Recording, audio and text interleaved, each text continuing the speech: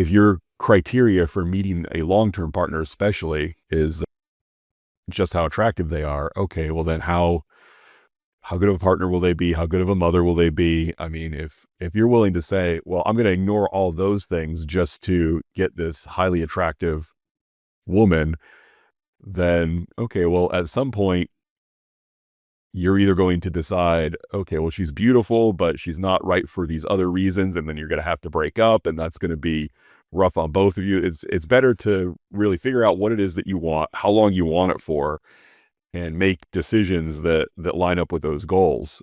Welcome to the Mindfully Masculine podcast. This is Charles. In this episode, Dan and I will continue discussing part 1 of Dating Essentials for Men by Dr. Robert Glover. We're going to hit chapter 8, where Dr. Glover gives reasons not to date hot women as he defines them. So we will talk about understanding the hot woman myth, the trap of status-driven dating, self-worth and relationship power dynamics, attraction versus approach, and we'll talk about building an attractive life, not just a pickup strategy. Check out our website, mindfullymasculine.com, where you can find full audio and video episodes, as well as any other info we find worth sharing. Enjoy the show. Good morning, Charles. How you doing? I'm doing all right. How are you? I'm doing well. I like that artwork behind you there. I think that's the first time I've seen that. Yeah, I can't remember if I've done an episode from my camper since I hung that up. It's a nice little. Is that a collage? No, it's maybe it's a collage. I don't know. It's not a mosaic, but it's six pieces of cutouts by Henri Matisse, who's one of my favorite artists. Oh, nice. Not originals, just prints. Oh, they're not the original. You didn't shrink down 6 of them and put them in there. Oh, that's good. It's good to know you I didn't get the destroy part of history. Oh. Yeah, I didn't buy the originals and then wet them and then put them in the dryer to shrink them and then put them on my wall in my RV. Oh, you just do that to my clothes? Exactly. So it's been a week. I had to get rid of my lovely little Z3 convertible that I enjoyed so much for a year and a half. Turned out needed some things to get fixed, and I had to do the math to decide whether it was worth fixing them or not, and it was not even close. So you just send them up to a farm in New York. I thought about that. I thought about that exact upstate New York. Yes, as I got rid of it. Yeah, where parents tell their kids that the family dog had to go. Yeah, I really did think about that exact word imagery as I was getting rid of it. Like, gotta send it upstate. So you didn't tell me how that all went down. So you took it to CarMax, or what did you do? Took it to CarMax, and one of the issues I had with it was a coolant leak, and it was smoking like a Cheech and Chong movie as I pulled up to CarMax. So I was like, this isn't going to be good for the price that they offer me, but here I am nonetheless. Yeah. And so, yeah, I got, it was in the hundreds what I got for it. Oof. Okay. Not in the thousands, but it's a 27-year-old car, 200,000 miles, and essentially on fire. So I was happy to take whatever they were willing to give me for it. Yeah. And so then, I know, you had the rental car, and then how did you make it over to the dealership? Like, what went down to that? Before I drove to, I told you I found a dealership. I decided what kind of car I wanted. I was looking for a Volkswagen EOS, a hardtop convertible. And I'd found a dealership over in the Largo area, which is near Clearwater here by Tampa. And they specialize in those. And I thought, okay, well, I'm going to drive all the way over to Largo, find whatever they have at this place and take the best option that they have available. And then figure out how to get the rental car back to Orlando's airport, and then get a bus, train, horse-drawn carriage, whatever I had to do to get back to the Tampa area. But you didn't take your helicopter? No. Ranch. Yeah, maybe I should get into those little individual helicopters like Bond used in Thunderball. Mm-hmm. Be probably cheaper to run than 27-year-old cars. But anyway, before I left town, I was like, you know what? Let me open up Facebook Marketplace and see if there may be something in Orlando that fits the bill before I engage in this insane cross-state travel. Yeah, I found one right close to the airport. So I was like, oh, that's good. If it works out, I could just buy it there, then drive the rental car back to the airport and Uber to pick up my car and then drive it back to your place. And that's exactly what happened. I That's awesome. found a pretty good deal. Needed car, got a couple little things. I mean, any car I buy as old as I like to buy is going to need a new radio. It's going to need little bells and whistles. And yeah, but the guy's willing to negotiate. I made a list of all the things it was going to take to get it road ready, or not really road ready. It was already road ready to get it to my level of comfort that I require. And I said, all right, I'm going to have to spend $1,000 on this. So I'll give you 1,000 less than you're asking. And he was like, okay. And then we did it. Nice. Any idea how long you had for sale for? 13 days. Oh, wow. Okay. All right. So So that's great not that he too was so flexible so quickly. Yeah. While he was selling it, his wife was getting to drive it back and forth to work. So I don't know how happy she was that it was selling, but that's her problem, not mine. You mean that's his problem? Yeah. That's their problem, not my problem. Exactly. But that's great. New radio got delivered last night by Amazon. I'm still waiting on a couple of the accessories. And then the plan is tonight after work, when I get home, I'm going to pop out the old factory radio and put in the new Apple CarPlay 7-inch screen situation.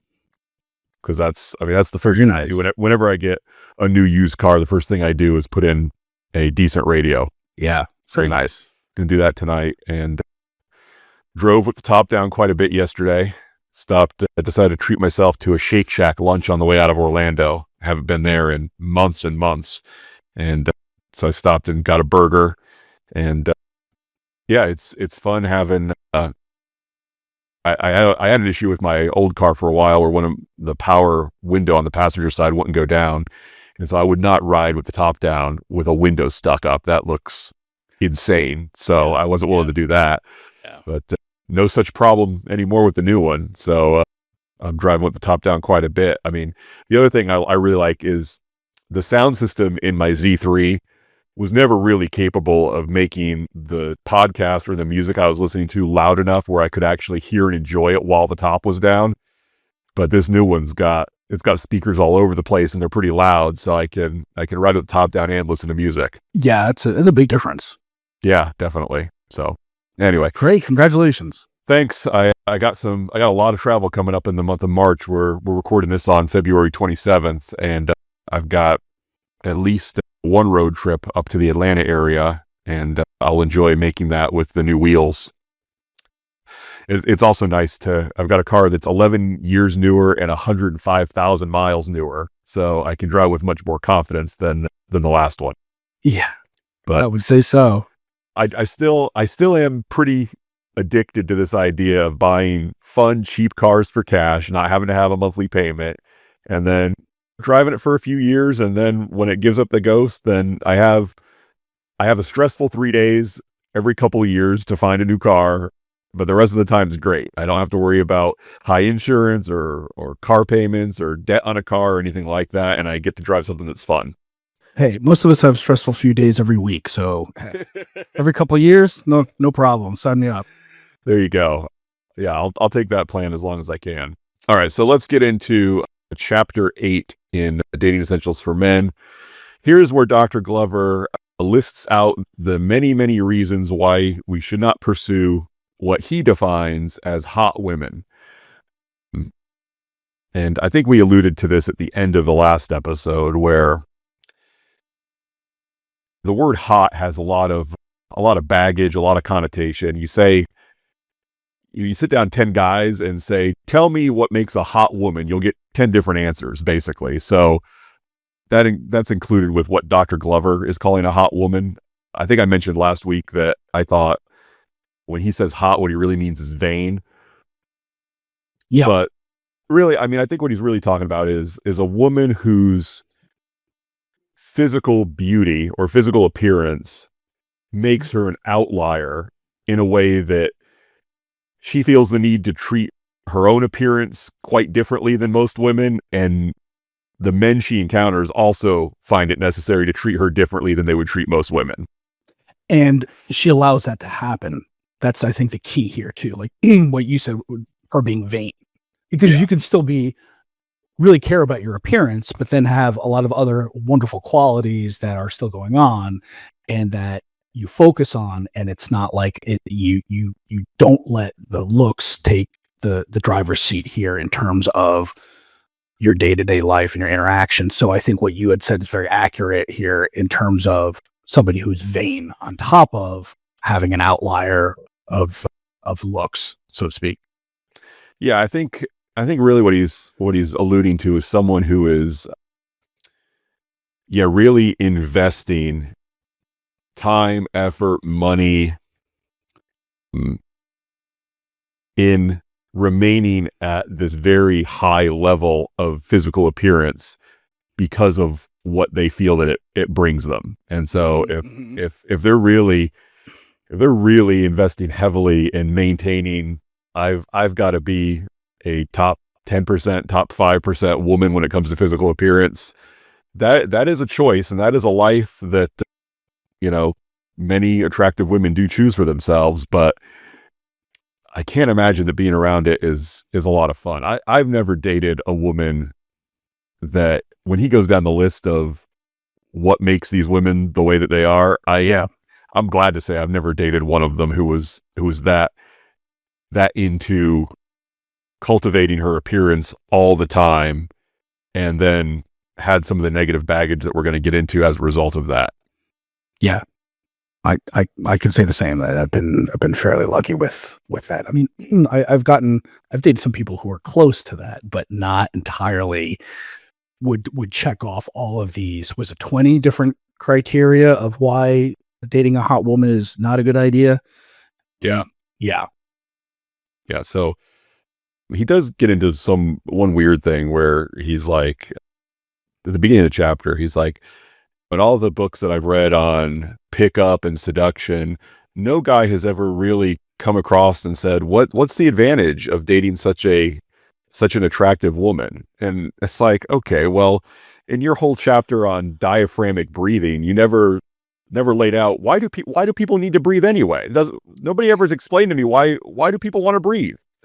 It's like, okay, well, Yeah. I mean, I feel like the elephant in the room is, men often want to date the most attractive women because of the status that it brings them. I mean, we learned way back when we read 12 Rules for Life by Jordan Peterson, and he talked about the lobsters and how lobsters have a serotonin system very similar to humans, where as humans we are constantly checking our status subconsciously, really, against other people to try to figure out, okay, where do we fit in the pecking order? Where are we in the hierarchy?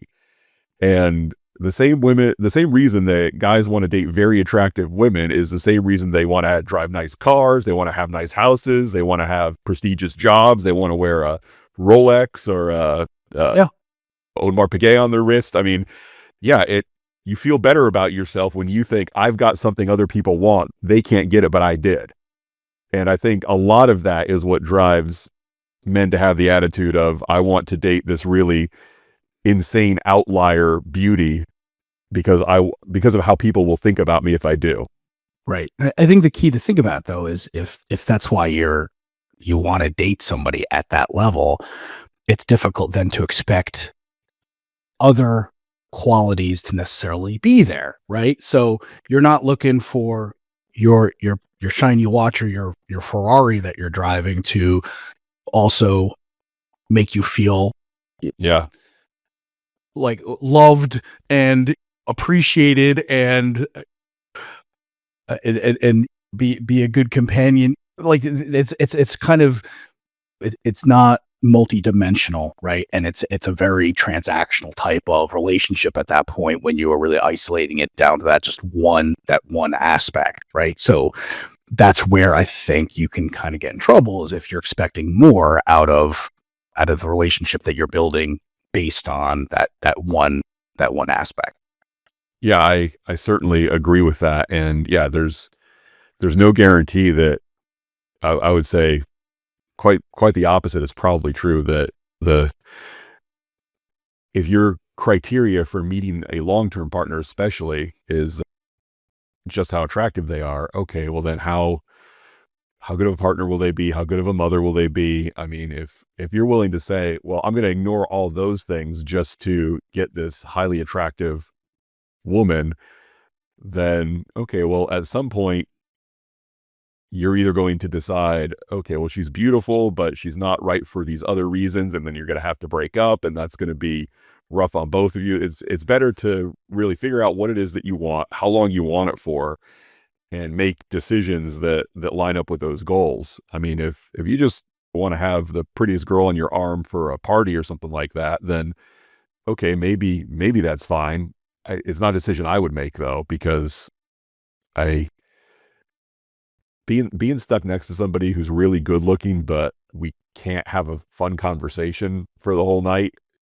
That's not that's not math that works for me. Mhm. Yep. So he brings this up, and I think the reason he wants to talk us off of this ledge of, oh, I've got to date the most attractive woman I can possibly find. Part of it is because the second half of that equation is, and if I can't, then I just won't date. And he says a lot of socially anxious men, a lot of bad daters make that decision. Like if I can't date a woman who is so beautiful that she just knocks everybody's socks off wherever she goes, and I just won't date anybody at all. I'm not going to put any effort into preparing myself for the dating marketplace unless I can get a 10 out of 10 every time. Mhm. And so it gives you that pass or that excuse to say, well, it's easier to just check out than it is to accept anything less than perfection. Yeah, and it's real easy then to kind of blame the world at that point instead of looking at yourself to make the changes that are uncomfortable.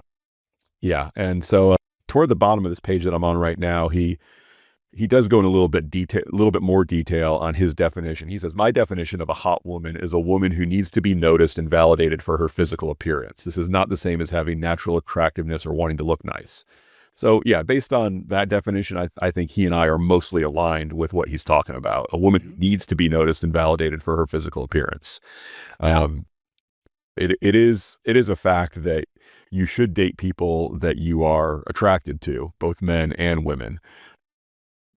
But just be aware that if you're going for somebody who is well outside of your age range and even well outside of your own level of physical attractiveness, um, whether it's because you feel like you have to or not, you're going to invest more work in keeping that relationship than should be necessary if you've picked a compatible partner. You know what I mean?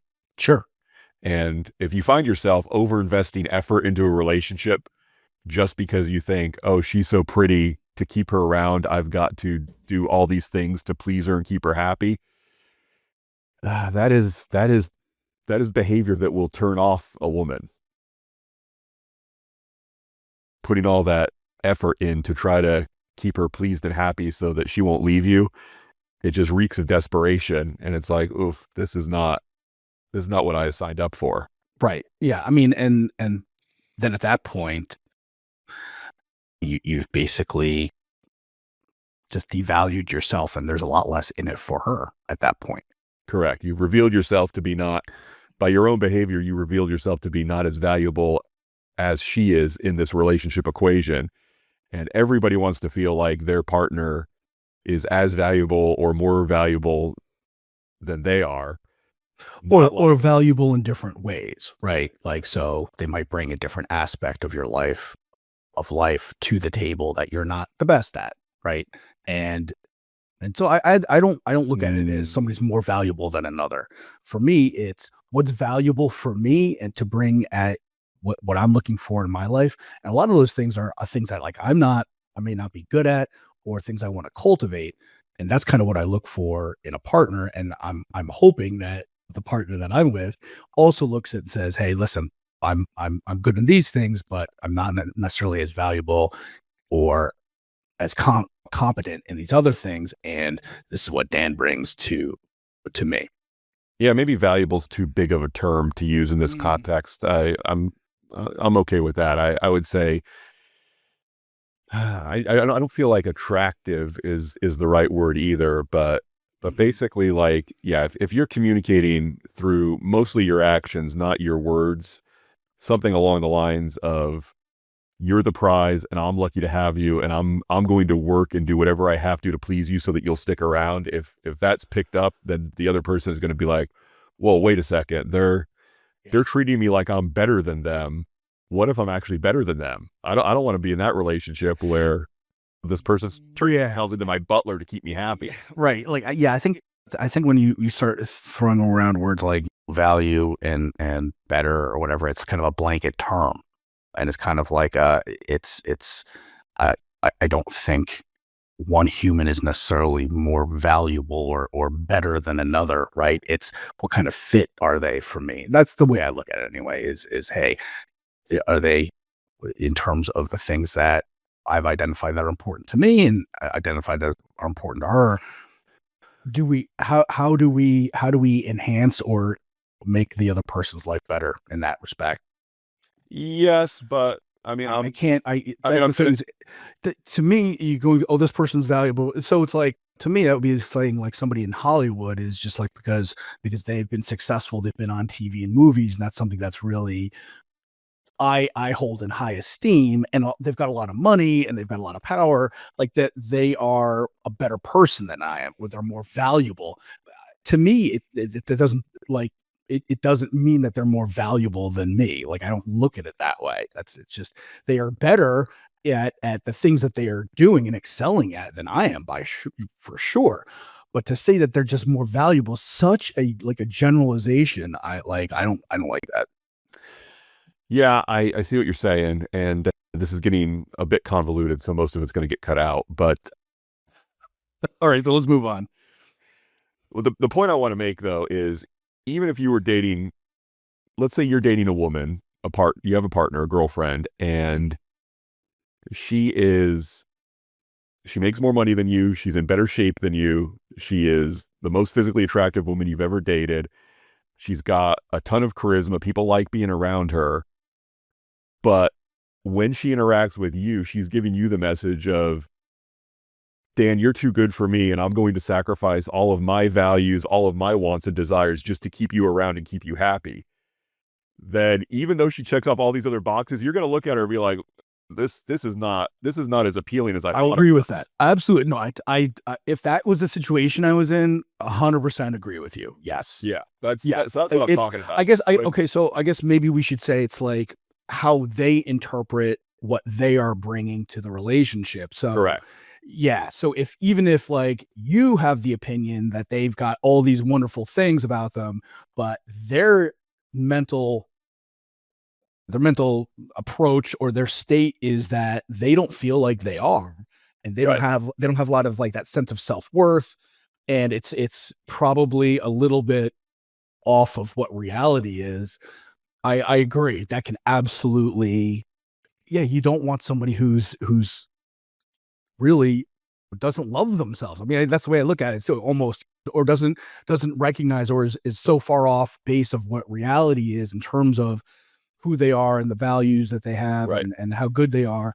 Yeah, that can wear you Yes, because it's like absolutely. you can't convince somebody to believe something about themselves, right? Right. Like you can't force them to say, "Hey, look, oh, you are a wonderful person, you are beautiful," and things like that. If they don't believe it, it's very difficult to, yeah, to get them to to see that by just telling them. Or Right. that's yeah, yeah. And No, so I see that. let's turn it the other way where say it's the man that feels that way about himself, and so he's chasing this very attractive woman, he gets her in a relationship, but then whenever she needs any time space to herself, she has to travel for work or to see family, then you're getting anxious, you're getting jealous, you're getting suspicious. You feel like I don't deserve to be in this relationship anyway because I had to work so hard to Mhm. get this 10 out of 10 woman.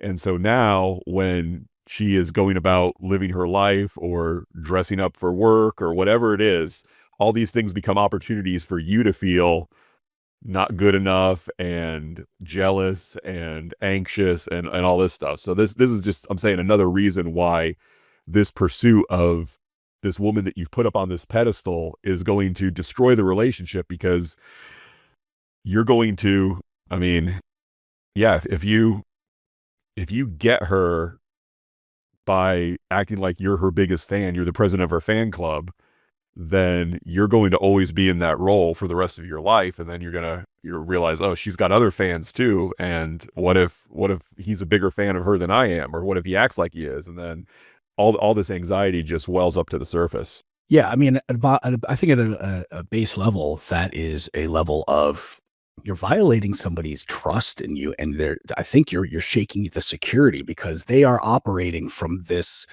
state of mind of reality of what reality is. This is who I am as a person. This is the values that I have.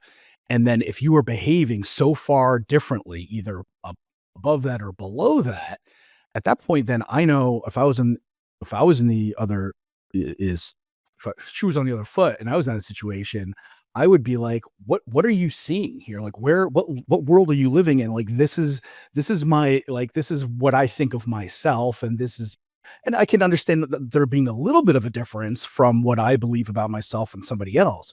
But if it is so radically different where you become insanely jealous over things that you don't need to be insanely jealous of, or you're completely ignoring things that, bad, really bad drug habit, it's not that bad. Whatever it is, right? I think at that point, then you really kind of it's one of those things where you are being or behaving as if you are somebody different than what their impression of themselves are. And if it's so far off, I think that can cause some tension in terms of this is the reality I'm living in, this is the reality you're living in, and it's not matching up. And I don't know how do you bridge that gap? Yeah, I don't think that you can expect Yeah. to bridge it realistically. So Yeah. he goes in the whole list of, hey, here are the 20 plus reasons why you shouldn't pursue hot women. You can read that if you want to. He also goes into the analogy of treating women like they're essentially celebrities or movie stars because of how they look is going to Mm. it's going to affect the way that you behave around them because you're trying to get something out of your interactions more than just a fun, happy, healthy relationship. Like if you're around her, or he gives a example of George Clooney, LeBron James, if you're Jay-Z, if you're hanging out with them because you want the excitement and the status of being around them, then you're probably not going to be a very good friend, and you're not actually going to get the status that you were hoping for just because you're in their orbit. So Yeah. yeah, he does a pretty good job of making that case here. And then he goes down the list of, now here are the things that are a little bit more important and that you should find more valuable, especially if you're looking for a long-term relationship. Is she happy, generous, affectionate, smart, fun, playful, disciplined, passionate, honest? Does she have a good sense of humor? Does she get along with people? Does she communicate well? Does she take care of herself? Does she have a fun, healthy attitude about sex? Does she work through her problems?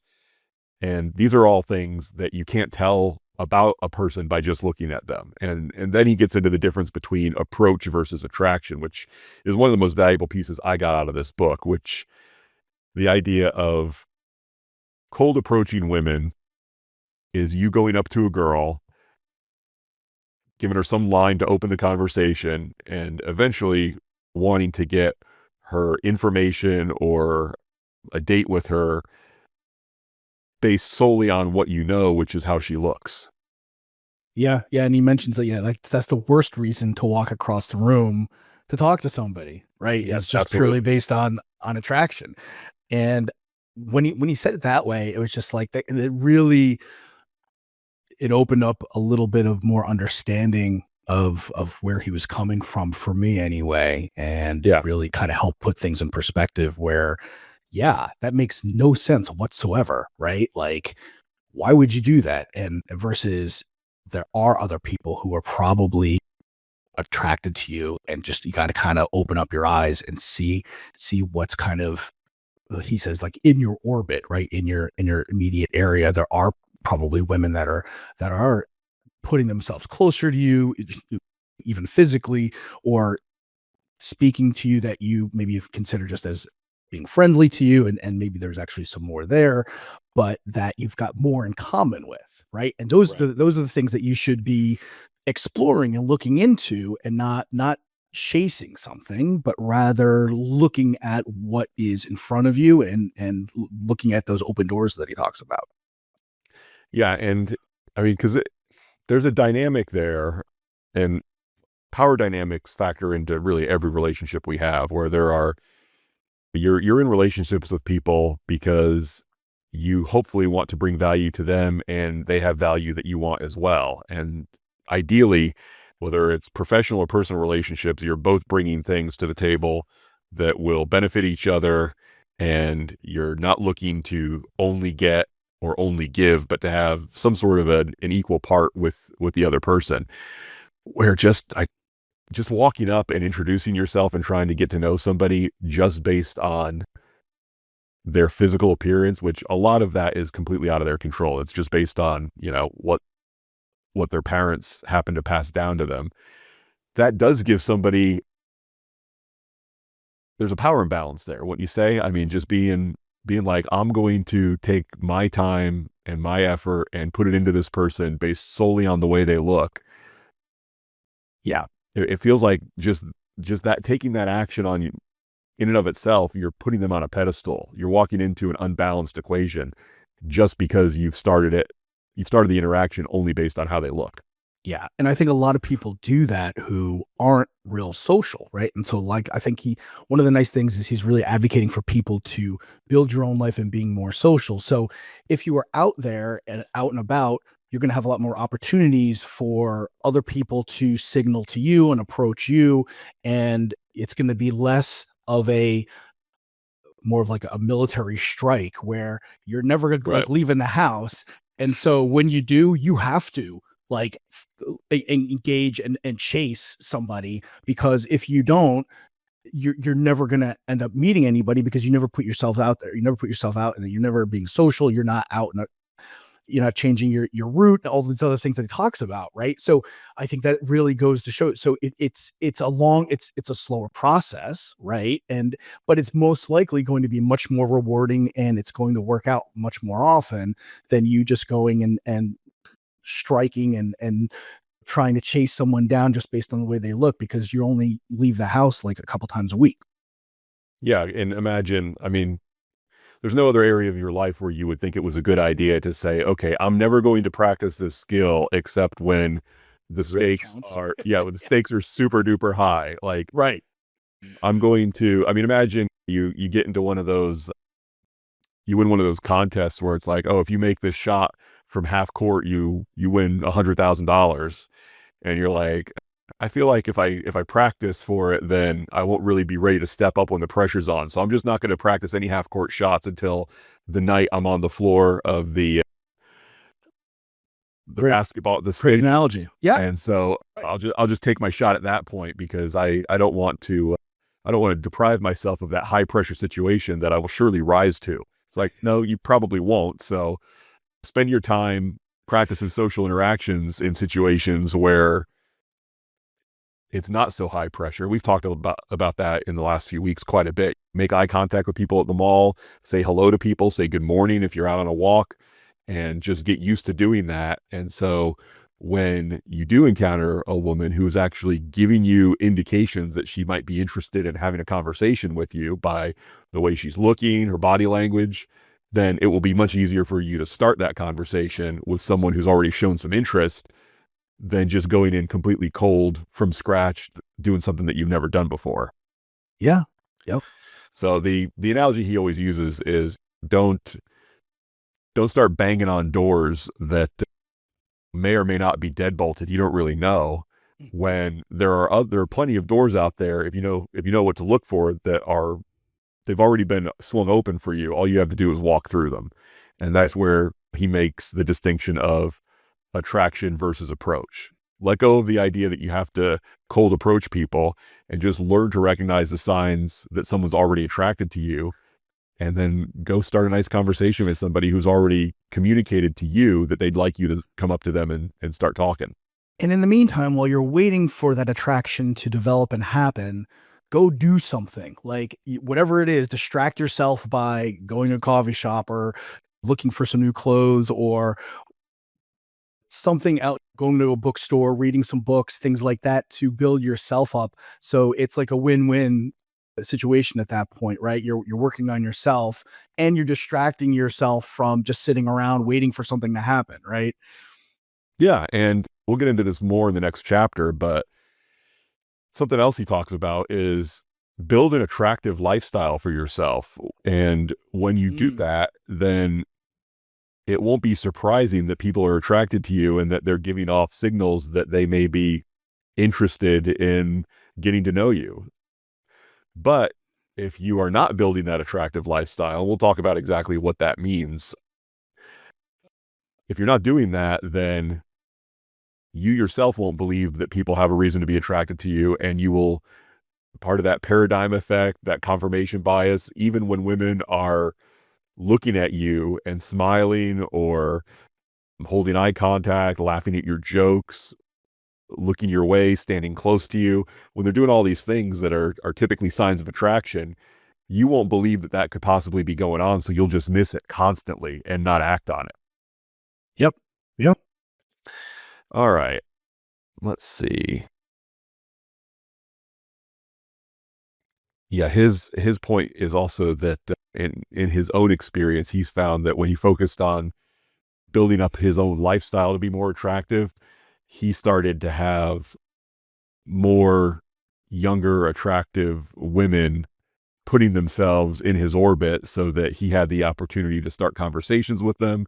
And they were often very excited to get to know him and, in some cases, be intimate with him. So that's that's Dr. Glover's experience as he shares it personally. And I would say the same thing. When I got divorced quite a few years ago and started focusing on living the kind of life that I wanted and doing the things that I found fun, working out more, going for lots of hikes, going on trips by solo travel, I started getting more attention for women than I ever did before I got married, when I just didn't know what I was doing, didn't know what I wanted out of life, didn't know really how to have fun other than sit around and play video games and BS with my friends. When I started doing more fun things that I found more meaningful and more fulfilling in my life, then I started getting more attention from either the women I already knew or even women that I was just getting to know through social circles or dating apps or whatever. Yeah, I believe it. A lot of it just comes, it feeds back into you. If you're feeling more fulfilled, you're going to carry yourself differently. You're going to speak differently. And people will pick up on that level of happiness, fulfillment, confidence. And that's, you're going to be attracted to that. Yeah, because I mean, building a life that you enjoy is, I mean, it should be the ultimate goal for everybody, and men in particular, as that's who this book's audience is.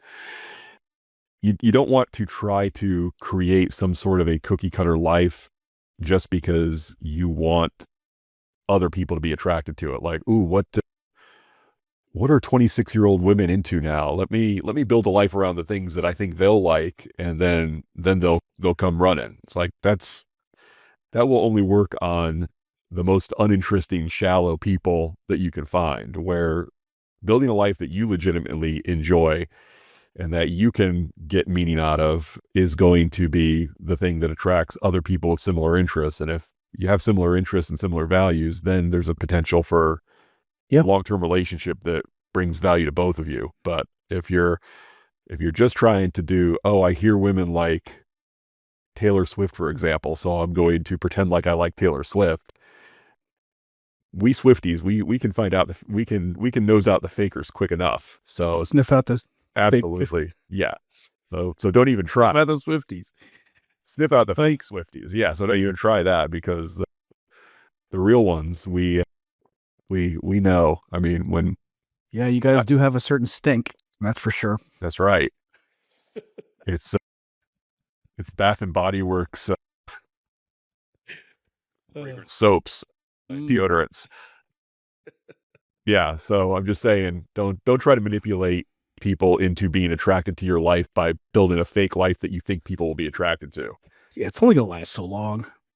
Because It's you're gonna gonna attract, you're gonna attract people who are really into that thing, and then they're like you said, they'll smell you out. and you're gonna be miserable the whole time, pretending to see into stuff that Right. you're not into. Yeah, if you're not really into it. Sucks. Right. Yeah, don't do that. So, all right, we'll stop there for today, and then the next chapter is going to be create a lifestyle that attracts women naturally. We'll talk about what you can bring to the table and make a great life that challenges your self-limiting beliefs. And yeah, lets you have just a fun, exciting life that will attract all kinds of people to it. Friends, dating partners. He'll again mention how his career takes off when he starts focusing on himself. Such a braggart. I'm kidding. Not completely.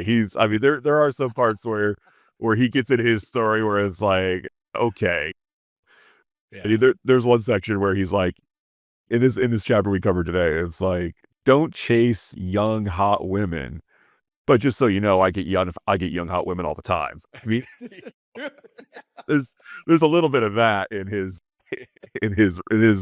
chapter. I'm like, okay, good for you. And then yeah. So, all right, we'll talk to you next time, Dan. Thanks very much. Yep. See you. Bye. Thank you so much for sticking to the end and listening to the entire episode. Dan and I certainly appreciate it. Again, check out our website, mindfullymasculine.com, where you can find full audio and video episodes, as well as anything else we decide to share. Thanks. Talk to you next time.